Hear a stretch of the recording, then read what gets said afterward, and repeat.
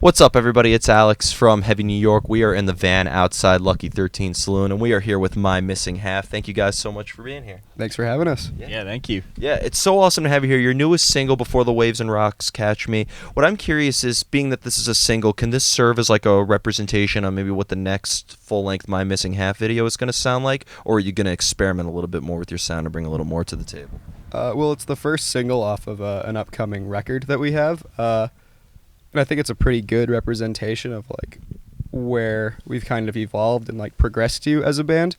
But there are going to be some more like, I guess, twists and turns on this new record. Like we've kind of stepped it up in more ways. But Before Waves is probably like the best example of where this has gone from our last EP. Mm-hmm. Yeah. Are you planning to like? So you mentioned that you're trying to maybe bring in some stuff from the last EP and making a continuation of that, or do you want to constantly maybe evolve your sound and bring in newer elements into it? I mean, we're definitely still a similar sound to our EP, but I feel like we've had a few lineup changes and we've kind of just pushed ourselves a lot. So it's like the musicianship is definitely upped a lot on this record. Songs are like much harder to play and.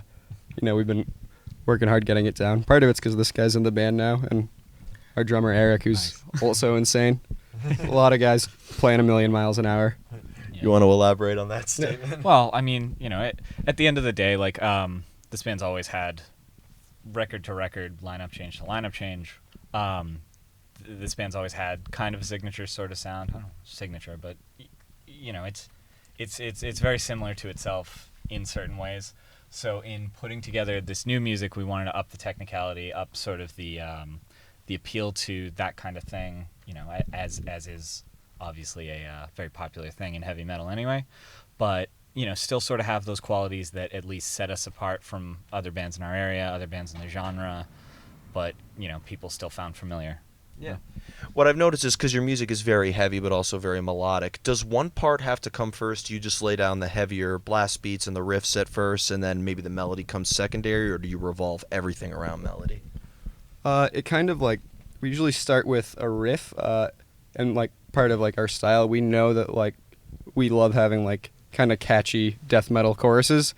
So, there are some songs where maybe that melodic chorus will come first, but usually it just kind of starts with one riff and then like we expand the song from there and then add a chorus later, see what fits. Yeah. And it's interesting too as this stuff sort of progresses, like even the choruses we often derive from, especially with this past record, like more sort of like pop oriented stuff. I don't want to obviously like stray too far away from like the genres that we're associating with, but at the same time we'll take inspiration from like even like punk bands or even like melodies we hear on the radio from like pop music and just kind of put that in some sort of metal context and then almost work backwards into the heavier riffs we've been writing. So it kind of, there's an overarching sense of melody that still connects with the heaviness. Mm-hmm. Interesting. Being that you're one of the newer members of the band, were you looking at the previous catalog and being like, this is how I have to play, or did Bijan like want you to bring a little bit of your own mix to the band? Well, so I met these guys several years ago. I've played in thrash bands for years with them, and I was brought in as just like a fill-in guitar player for a while. So very much it was right after the last EP came out in 2016, and I was just kind of filling the shoes. This is what this band's supposed to sound like. I'm just doing that job. And then, I don't know, I think it was like 3 tours later, and I'm like 9-hour driving shift in Texas, and I'm like, fuck it, I'm in this band now. This is just, so I think I kind of grew into the role anyway. And as we started writing this next record, I mean, Bijan and I, we just work really well together in like a writing sense and sort of like what we're aiming for. We're kind of on the same page with that stuff. So a lot of it really panned out to be pretty naturally like put together. I don't necessarily, I wouldn't necessarily be writing like death metal if I wasn't like thinking of this band in general to compose for. But that's kind of how it comes out, and we're able to kind of bounce off of each other to make it all fit. Interesting.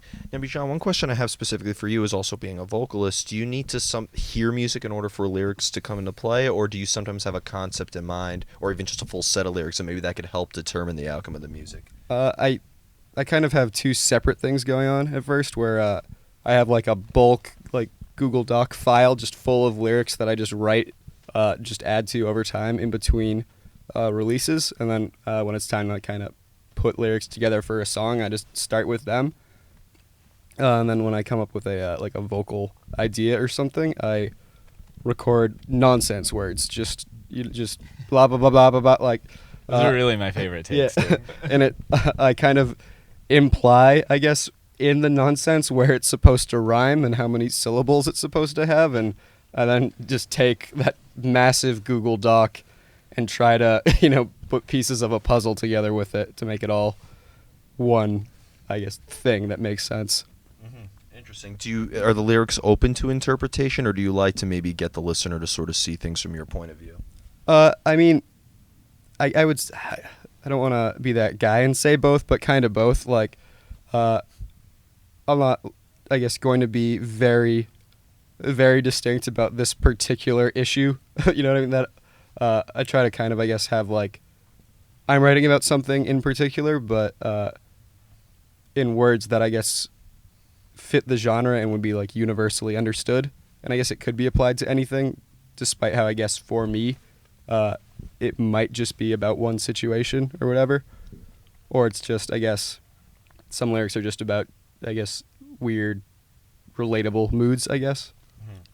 Fascinating. Now, when it comes to the guitar work, like, because I feel like, you have great riffs, but there's also souls incorporated. Is there like a music theory element involved where like, okay, it's in this key, so I have to work off of this scale mode in this? Like, do you know what scale and chord progression you're always working? Oh, yeah, all the time. I mean, even with a lot of this music, it's very heavily like everything's harmonized. Most of the riffs are all whatever he's playing, I'm playing like whatever harmonic minor variant of that will just like fit in context of it. And if it's pretty much any of the solos we'll do are all harmonized throughout. So I mean there's quite a bit of music theory that piles on top of that, but I mean we're both we both spent thousands and thousands of dollars on music school, so we're kind of in the same like fuck, we better use this, like yeah. So yeah. Well, some people have argued that like music theory could sometimes dictate you too much to the point where you don't experiment enough, but I feel like knowing like a certain scale mode or chord progression and being able to translate a classical element into metal is I think really it experiments it even more. Yeah, I've always had sort of the idea of it where it's I use it as a tool after I've sort of worked my creativity into it. I don't like to be sort of like cornered in by it, and in a lot of cases I will ignore it, but if it's one of those things where I'm just sort of frustrated on like I put this thing together and there's something weird about it, I'll fall back on like theoretic elements that will musically resolve those things. But Now, when it comes to playing your material live, this is my first time seeing My Missing Half tonight. Super excited for it. But, like, when it comes to playing your material live, is it a different energy in playing your material live versus, like, recording in songwriting mode? Or is there maybe a similar, like method behind the madness? Or is it completely separate? Well, for tonight, for sure, because we're going to be spending our whole set trying not to cough in between, between little vocal bits. But I guess I don't know. No, I would say definitely. Like, I mean, it's when we're up there, like it's very, you kind of embody a lot of like what that music's putting out to really deliver the kind of performance. Our music is generally like has like a sort of a darker theme and a really dramatic theme, and I think our performances reflect that, as opposed to when I'm sitting down recording, like in my underwear and I haven't bathed in 2 days because I need to play this riff right or I'll end my life kind of thing. Yeah, it's definitely a different kind of feel, different kind of idea than when we're like writing it and recording it. That's a lot more of a workshopping, we know we have to fit this kind of archetype. We might not be in the same mindset of it, but we need to feed to it and figure it out as it goes. But yeah. And I have two more questions for you. Here's the most difficult question. I want you both to answer. This is my favorite question to ask everybody. How do you know when a song is done? Oh, dude, it's when everyone tells me, stop, you need to stop. This has taken like 3 years, just stop.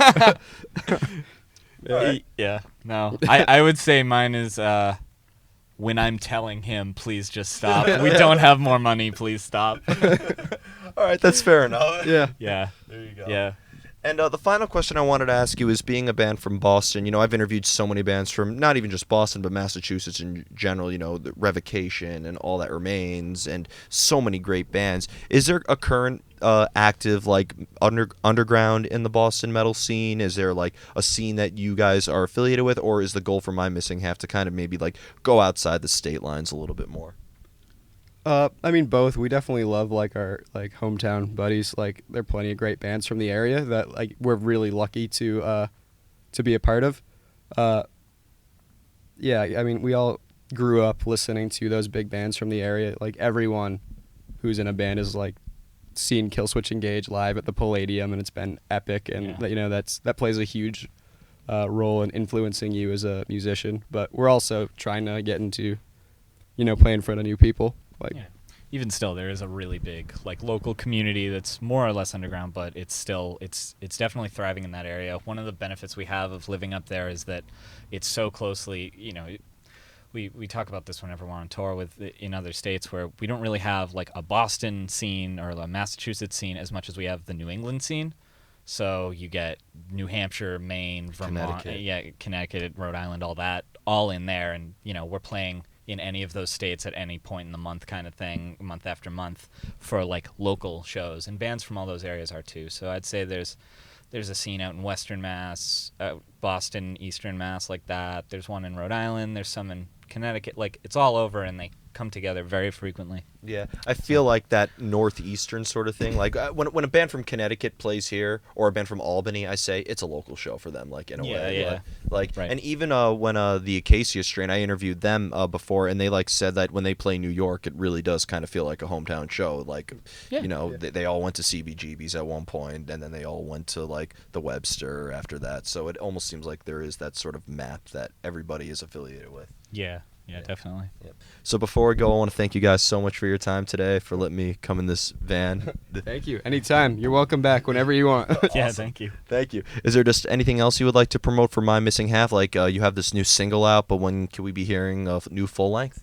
You'll be hearing a new full length soon. We'll be announcing the release date soon, so just stay tuned on our social media, and you'll see when the release date is. Awesome. Well, thank you guys so much. Everybody, we are here with My Missing Half. Be sure to pick up their latest single if you haven't already. This is Alex from Heavy New York. We'll see you next time.